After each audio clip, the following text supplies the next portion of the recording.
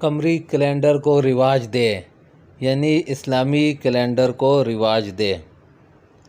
شمسی سال یعنی انگریزی سال کی ابتدا پر مسلمان نئے شمسی سال کی آمد کو یاد رکھتے ہیں۔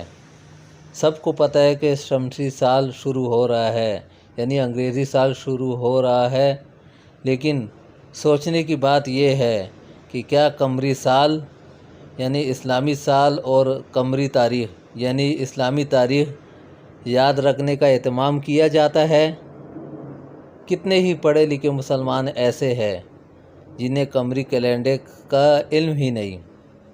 بہت سے مسلمانوں کو سوائے 2-4 قمری مہینوں کے دیگر قمری مہینوں کے نام تک یاد نہیں۔ سب سے زیادہ افسوسناک بات یہ ہے کہ بہت سے مسلمانوں کو یہ تک پتہ نہیں کہ آج کل کون سا ہجری سال چل رہا ہے۔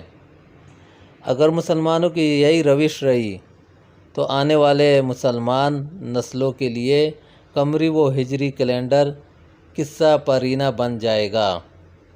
شمسی کیلنڈر کا استعمال گناہ نہیں، شرعاً اسے استعمال کرنے کی اجازت ہے، لیکن شمسی کیلنڈر کا ایسا استعمال کہ ہم قمری و ہجری کیلنڈر کو یکسر بھلا بیٹھے کسی طرح درست نہیں۔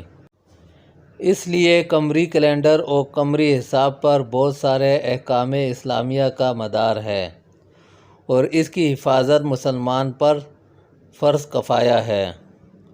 خدا نخواستہ اگر کسی خطے کے مسلمان قمری کیلنڈر کو یکسر بھلا بیٹھے تو اس خطے میں بسنے والے تمام مسلمان اللہ کے یہاں مجرم ٹھہریں گے۔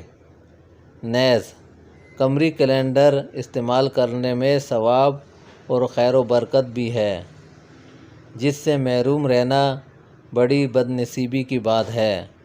لہٰذا مسلمانوں کو چاہیے کہ وہ قمری و ہجری کیلنڈر کو رواج دیں، اور رواج دینے کی سب سے بہتر صورت یہی ہے کہ اپنے روزمرہ معمولات متعین کرنے میں قمری تاریخ کی عادت ڈالیں اور دوسروں کو بھی اس کی ترغیب دیں۔